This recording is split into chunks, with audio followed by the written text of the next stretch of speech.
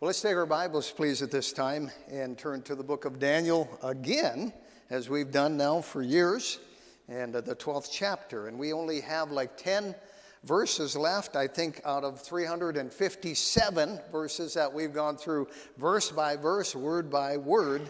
I think we started shortly after the pandemic. And last time we talked about revival, and we talked about resurrection, and we talked about rewards. Well, today the message is entitled, How Long, O Lord? How long, O Lord? Have you ever said that? Or you ever felt that? You've been going through something and you've wondered, how long, O Lord, will this go on? In Daniel 12 and in verse number 1, it says, And at that time shall Michael stand up, the great prince, which standeth for the children of thy people, and there shall be a time of trouble, such as was never since there was a nation, even to that same time, and at that time thy people shall be delivered, everyone that shall be found written in the book. And many of them that sleep in the dust of the earth shall awake, some to everlasting life, and some to shame and everlasting contempt. And they that be wise shall shine as the brightness of the firmament, and they that turn many to righteousness as the stars forever and ever. But thou, O Daniel, shut up the words and seal the book, even to the time of the end. Many shall run to and fro, and knowledge shall be increased. Then I, Daniel, looked, and behold, there stood other two, the one on this side of the bank of the river, and the other on that side of the bank of the river. And the one said to the man clothed in linen, which was upon the waters of the river, How long shall it be to the end of these wonders? And I heard the man clothed in linen, which was upon the waters of the river, when he held up his right hand and his left hand unto heaven, and swear by him that liveth forever ever, that it shall be for a time, times, and an half. And when he shall have accomplished to scatter the power of the holy people, to all these things shall be finished. Now, in verse number 2, backing up, we saw already that it says, Many of them that sleep in the dust of the earth shall awake. And in context, folks, this is talking about those tribulation martyrs, those who refused to take the mark of the beast during the Great Tribulation period. And the Bible calls it a time of trouble because hundreds of millions of people are going to die during that time. And so many are going to awake. And that's true because Christ made the statement, Because I live, ye shall also live. They're going to awake.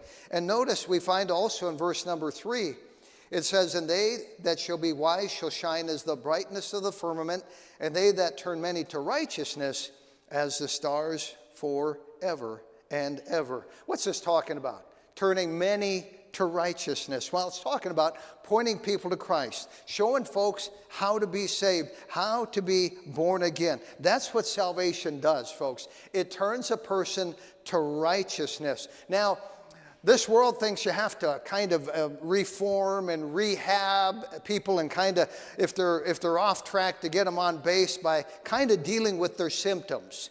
And so they have wrong ideology and so on and so forth, and they don't understand the issues biblically, and so they're off the mark when it comes to what the Bible says about abortion, what the Bible has to say about gender confusion, and even what you might call dependency mentality or dependency politics. And so you can go around trying to straighten people out politically and all of these issues and try and get them back on track.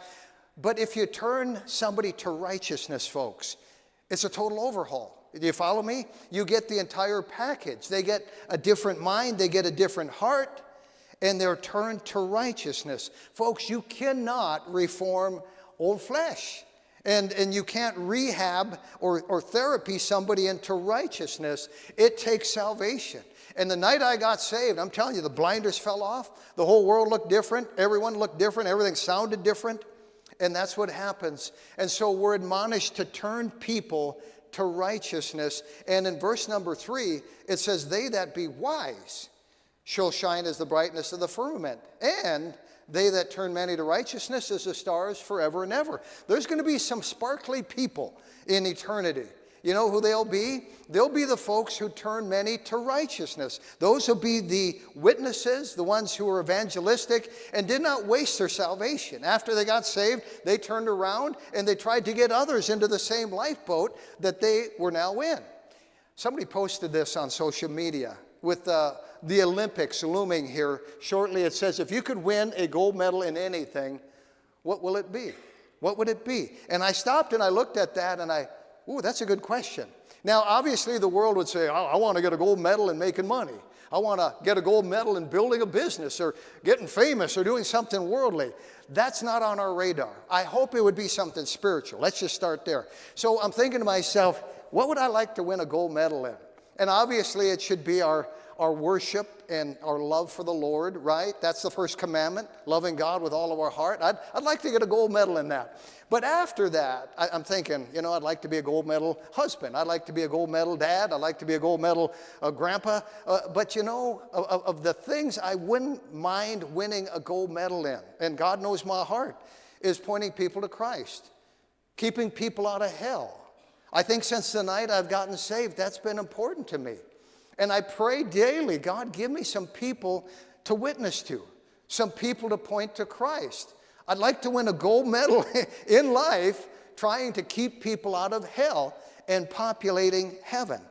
Verse 3 talks about those who turn many to righteousness. Now, in context, who is this talking about? Well, those who awake out of the dust and so on. I think it's talking about those who are tribulation martyrs. And so how will people get saved in the tribulation period? I think it starts with those two witnesses. I mean, we're raptured. The gospel leaves with us. I know there's Bibles still laying around. But how's God going to get the thing going again with somebody saved and then the momentum, like a snowball turning into a snowman, kind of broadening and rippling out and others getting saved? Well, I think it's going to start with those two witnesses. And then from there to the 144,000 evangelists. And we know that they are Jewish. We know some other things about them, 12 from each of the tribes and so on. And then from the 144, I think it's going to ripple out and there's going to be many turn to righteousness. I think that's something we need to focus on now, though, because we have a story to tell to the nation. And after the missions conference that we just had, our missions month here, I think we're staring down, some dark days, and I think we're looking at perhaps one of the most important causes in the world right now, and that's to be witnesses.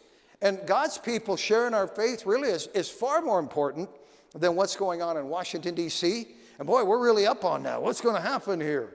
I think it's far more important than what's going on in Hollywood. I think that's obvious. I think it's far more important than what's going on in Nashville or in Moscow or anywhere else, and that is people getting saved. I think that's where the camera of heaven is following on God's people, trying to point many to righteousness. Well, that brings us to verse number 4, and we kind of find a shift here. So remember where this started back in chapter 10. Daniel's been fasting for 3 weeks. He's been praying, and he's really burdened about his nation, the people of Israel. And so the messenger of heaven, the angel Gabriel, makes a visit all the way from heaven to explain to Daniel what it's going to be like for the Jewish people in the end times. And so we find out here that at verse 4, here's Gabriel now getting personal, talking to Daniel. He says, "But thou, O Daniel, shut up the words and seal the book, even to the time of the end. Many shall run to and fro, and knowledge shall be increased. Then I, Daniel, looked, and behold, there stood other two, the one on this side of the bank of the river, and the other on that side of the bank of the river. And one said to the man clothed in linen, which was upon the waters of the river, How long shall it be to the end of these wonders?" Notice as we find the book closing down, and at this point, we just have a handful of verses left and a few more messages left. But we find out here that Daniel is told to shut up the words and to seal the book. This is Gabriel talking. And Daniel is now receiving the conclusion of the vision here. He's about to finish it and roll up the scroll. The revelation is about to be done. This is it. It's winding down. And actually we find that in verse 13 it ends. Now, there are other Bible versions, Douay versions of the Bible, that actually tack 2 more chapters onto the book of Daniel. Did you know that? They don't belong there, okay? That's something just a man wrote on his own. This is the angel Gabriel saying, we're shutting it down right here. So Daniel's now receiving the conclusion here, and this is the end. He says, seal it until the time of the end. So we know that there are many things that have taken place since Daniel got this revelation that Daniel was not aware of. And I want to say this about prophecy. As we get closer to the end, we're going to understand it better. You say, what do you mean by that? Well, I think we understand prophecy today in the 21st century than they did back in the 1800s. You know, they didn't have any nuclear weapons back in the 1800s. And yet, Peter talks about a nuclear fallout, I think, in 2 Peter. And there was no Israel back in the land in the 1800s. You ever stop to think about that? I mean, we're born into that, at least most of us, and we take that for granted. Oh, the Jews are back in Palestine. But for 1900 years, they weren't there. And that is huge, so that makes a difference. You know that back in the 1800s, they didn't have computers. And there's so much prophecy today that I see being fulfilled because we have computers. There's no way a one world ruler could have kept track of everybody and where they're at and what they're doing today. But now we know that through computers they have that technology. And by the way, as long as you're carrying one of these, did you know that they know where you are and they can hear what you're saying? And I'm not some, kind of conspiracy over the top thing, but it's just a reality. And that's why Siri butts in on you and starts talking when you didn't even ask her something. And you go, they're listening, okay? And so they didn't have that technology back in the 1800s. They were not buying items with a UPC symbol on it, a barcode that already has embedded in it the number 666. Are you aware of it being in that number? That is a fact. And of course, they didn't have that back in the 1800s. There were no satellites back in the 1800s. We today can get the nightly news instantly from Tel Aviv, what's going on in the Middle East. And the Bible for years had this story about these 2 witnesses being killed and their bodies lying in the street of Jerusalem and the whole world being able to see it. And they scratch their head going, that doesn't work. Well, it does now. See what I'm saying? The closer we get to the second coming of Christ, there's the better understanding that we have of some things. You know, the Berlin Wall came down here a few decades ago. And now we know that prophecy in Ezekiel about Gomer or Germany and all her bands united makes sense. Saying there's stuff going on in our day and age that really we can understand better than they did back then. Then Spurgeon could have understood that. Spurgeon would not have understood how the whole world could see the 2 witnesses. We do. But imagine after the rapture. There's everybody, all these people gone and all this stuff going on. And imagine the understanding as the Jews, say, flock to Petra. And we've talked about that already. And they hide out there. They're actually reading Daniel. And they're learning things that we've covered. And it's making sense. They go, wow, this Antichrist guy. And Russia, and Egypt, and Petra, and they're living it out at that point. They're understanding it because they're going through it. But there are some things that God withholds from our understanding until a particular time. You know, when Christ was about to ascend back to heaven, the apostles said, is it now time to establish your kingdom and the kingdom of Israel? And Jesus said this. He said, it's not for you to know. It's not for you to know. There are some things God says it's not for you to know. In Revelation 7 thunders sound their voice, and John's about to write down what they said, and God goes, I told you to write down everything you see in here, but leave that out. You ever read that? And so until this day, we don't know what the 7 thunders uttered. We just know that God didn't want us to know them. But now we're nearing the consummation of the age, all right? It's winding down, and I'm just saying the closer we get to the second coming of Christ, the better understanding we have of some things. And I was preaching prophecy 40 years ago, and kind of some of this stuff was, speculate a little bit. It might play out like this. It might play out like that. Folks, there's stuff happening now, and we're not speculating anymore. This is stuff that's taking place right now. And so it's easier for us to understand, and it's fresher as we get to the second coming of Christ, because I don't think the Lord wants us to be caught off guard. All right? In fact, he says, it should not come upon you like a thief in the night. So we should be able to figure out some things. So having said all that, you say, Pastor, what are you driving at? Well, there are some things mentioned right here in verse number 4 that we have a better understanding of because of the times we're living in. Now notice in verse 4 again, it says, but thou, O Daniel, shut up the words and seal the book, even to the when? The time of the end. We're talking about the very end times. Many shall run to and fro, and knowledge shall be increased. If I could describe the last 50 to 100 years, you know how I describe them? Many are running to and fro, and knowledge has been increased. Do you agree with that? I mean, if your eyes are open at all, we see this taking place. Many are running to and fro. Never have we had a culture or society that gets around like a pinball. I was driving in Phoenix here about a month and a half ago, and I decided I wouldn't want to live here, okay? I mean, it's just a zoo down there, and that interstate, I mean, you just almost get run over there. And people are running to and fro, and on top of that, they've gotten so impatient. Have you noticed how impatient people are? You know, in the old days, the old West days, if you went to catch the stagecoach and you missed it by 5 minutes, you had to wait 3 weeks before it came around again. Oh, well, I'll just go home, farm some more, and come back in 3 weeks. Nowadays, we miss one slot in a revolving door, and we have a duck fit, don't we?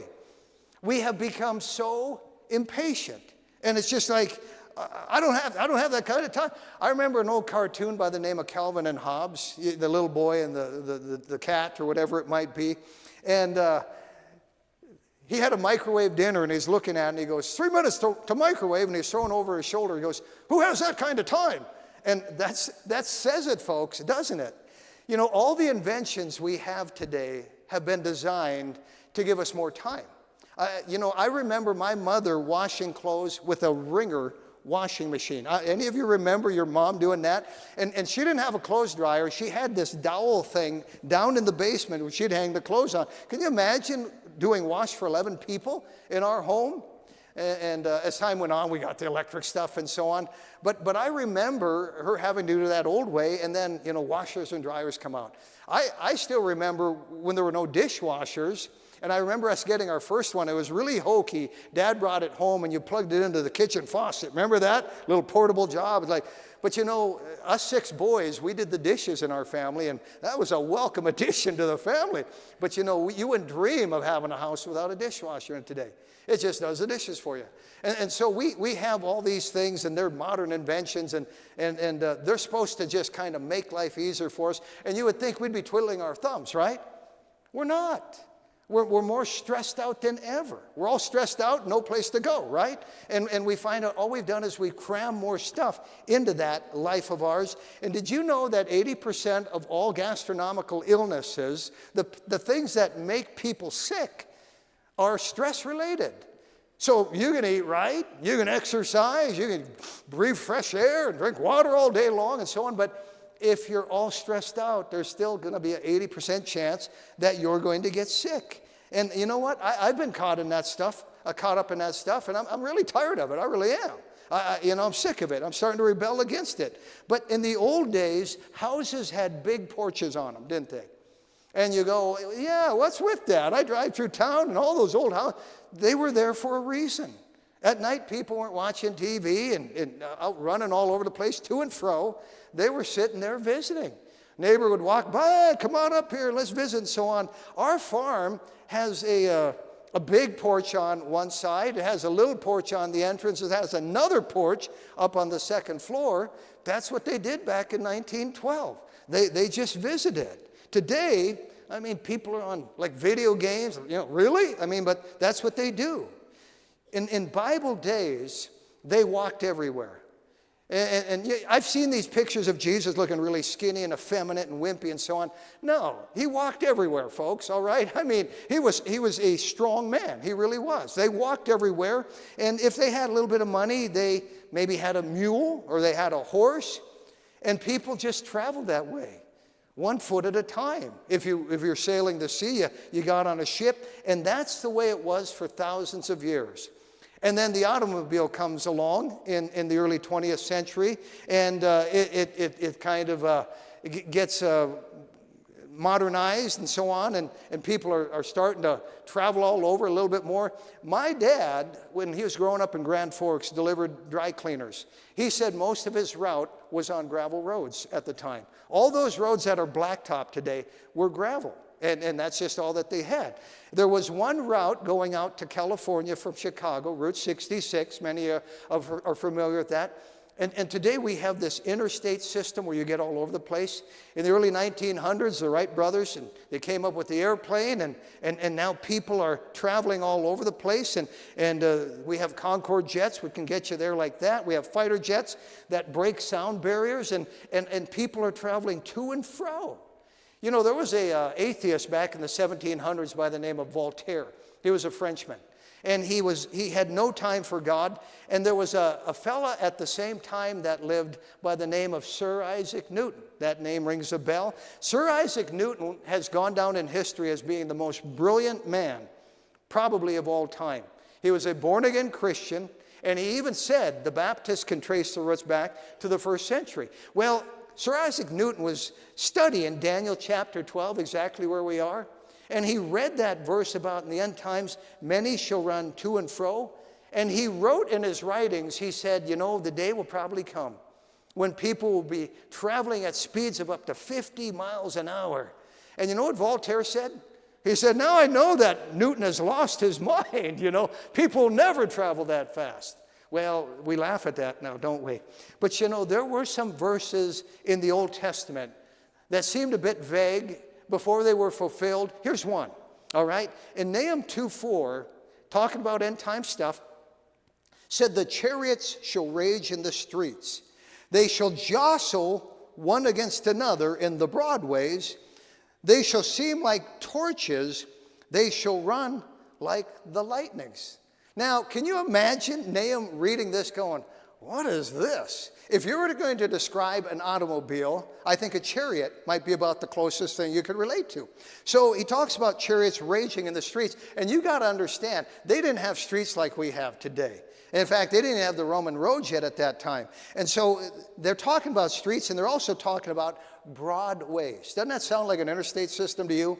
And have you ever seen a kind of a photo where it's kind of still whatever, where you got everybody going that direction? It looks like all red tail lights, and everybody come back this way. It all looks like white headlights. It talks about them jostling one another in the broad ways. Sounds like Phoenix a month and a half ago. And then they shall seem like torches and run like the lightnings. What a description of the interstate system.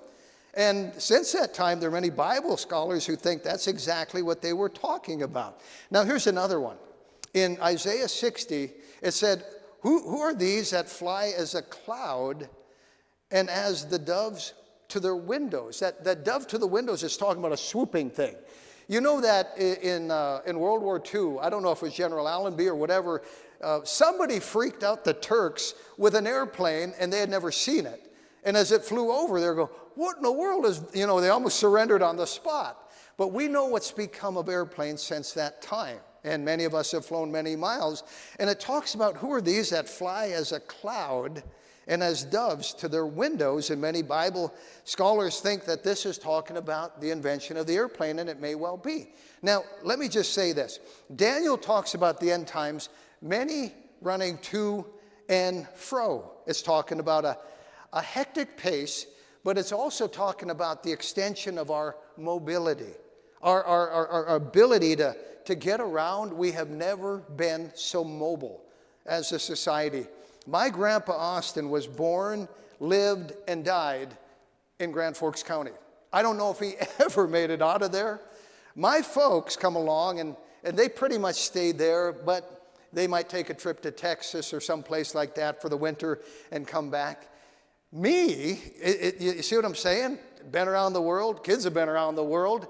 Many are running to and fro. And we live in a day and age, folks, when you can have breakfast in L.A., you can have lunch in New York, you can have supper in Paris or London if you want. It's unbelievable. But keep in context here, 530 BC roughly, Daniel's reading this and going, many shall run to and fro in the last days. Yes, it's happening today. Now, it also goes on, it says, many shall run to and fro, and knowledge shall be increased. Knowledge shall be increased. Is that true? They say there's 2,000 typewritten words of new technology coming out. I don't know if it's every day or every hour, but either way, it's absolutely amazing. The computer has absolutely changed everything.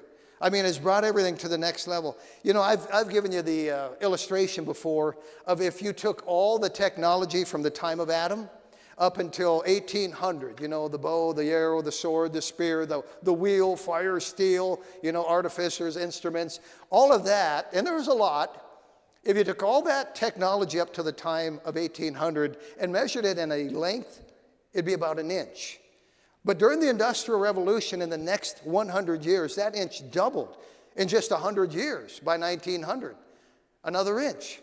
But if you took all the technology since 1900 to today, it would be as long as the Washington Monument laying on its side, 555 feet long. Knowledge has increased. And what's sad is with that increase of knowledge, we find a definite fading in the knowledge of God. In 2 Timothy 3:1, it says, this know also that in the last days perilous times shall come. And so we're talking about the last days in that chapter, in that context. Notice one of the trademarks of the last days. It says of men, they're ever learning and never able to come to the knowledge of the truth. Isn't that the truth? They're ever learning. Boy, we live in the day of artificial intelligence, AI, and you can ask your phone everything, and it's just right there on instantly. And we're ever learning in this information age. But we're not coming to the knowledge of the truth, and that is so fitting.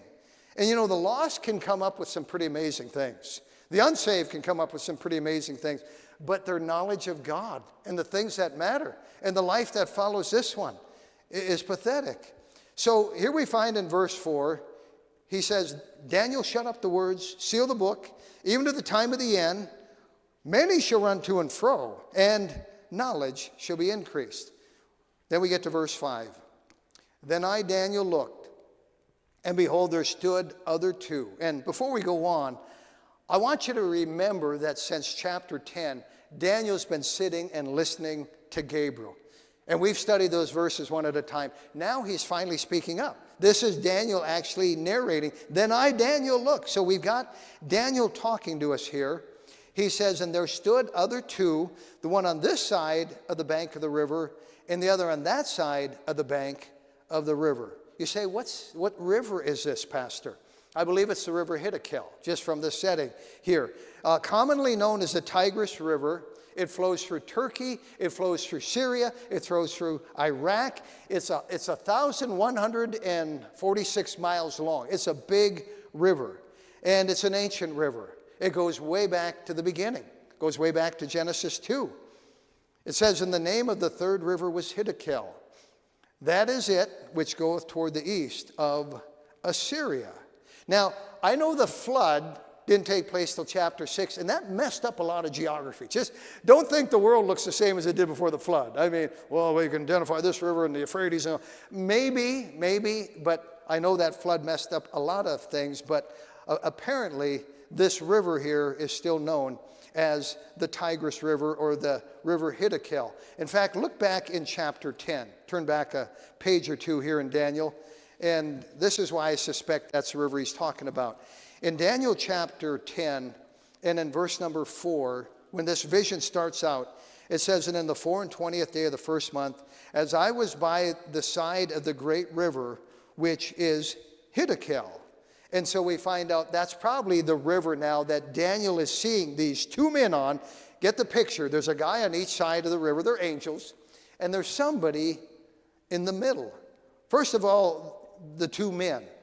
Back in Daniel 12:5 again, he says, then I, Daniel, looked, and behold, there stood other two, the one on this side of the bank of the river, and the other on that side of the bank of the river. So there's two men, two angels, one on each side of the river. But what about this third man? In verse 6, and one said to the man clothed in linen, which was upon the waters of the river, how long shall it be to the end of these wonders? So there's a third man. He's not on the side of the river. He's on the river. You say, you can't do that. Well, I know one who can stand on water, don't you? I know one who can defy physics. And so here's the scenario. He's upon the river. And notice the question. The question here is, how long shall it be to the end of these wonders? What's he talking about? He's talking about the tribulation, and specifically the last half of the tribulation, the last 3.5 years of the tribulation, known as the Great Tribulation. So he's saying, you're describing all these people getting saved, all these tribulation saints, all these folks who are pointing them to Christ, how in the end times many are going to be running to and fro, there's going to be knowledge increased. And basically he's asking, how long is this tribulation thing going to go on? That's the question. And he wants to know how long. Well, here's Daniel. Keep in mind, we have the book of Daniel today because Daniel, I believe, was writing this down fast and furious, or later on the Holy Spirit brought it back to his remembrance. So here we are, thousands of years later, and we're looking at what Daniel was seeing in that vision. And this vision kind of cuts into the narrative. Gabriel is talking to Daniel, and all of a sudden Daniel gets this vision. So I want you to picture yourself as Daniel, and this is how God works. This is how God reveals things to us. This is God's style. In verse number 7, and I heard the man clothed in linen, which was upon the waters of the river, when he held up his right hand and his left hand unto heaven, and swear by him that liveth forever, that it shall be for a time, times, and an half, and when he shall have accomplished to scatter the power of the holy people, all these things shall be finished. Now, next time we're going to take a look at what that time, times, and half a time is all about. And you say, Pastor, I think I know. Well, it's worded differently. It's described as months in another place. It's described as even days in another place. But we want to find out what that is all about. And so we're going to find out, how long is this going to be? How long will this tribulation period go on, as it were? And really, the last part of verse 7 is quite interesting, where it mentions, and when he shall have accomplished to scatter the power of the holy people, all these things shall be finished. Can I give you a little sneak preview into what that's talking about? Remember the whole book of Daniel, the revelation, as it were, the tribulation period even, is all about the Jewish people. We still have the Jewish people around today, which is a miracle. There's no group of people that the devil has tried to annihilate over the years more than the Jewish people. We don't have Hittites around anymore. We don't have Philistines around anymore. We don't have a lot of these Amalekites and other things, but the Jewish people have been promised perpetuity, and they're in the news even today.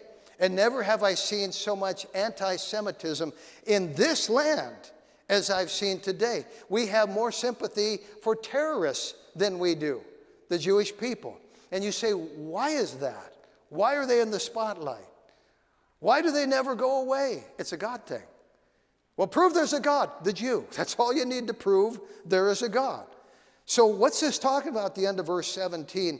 It talks about when he shall have accomplished to scatter the power of the holy people, all these things shall be finished. I think you'll find this interesting next time, but I think it's talking about this wholesale salvation that's going to come to Israel when Jesus Christ comes back at the Battle of Armageddon. They see the one they've pierced. A nation is born in a day, and they shall say yes to their Messiah.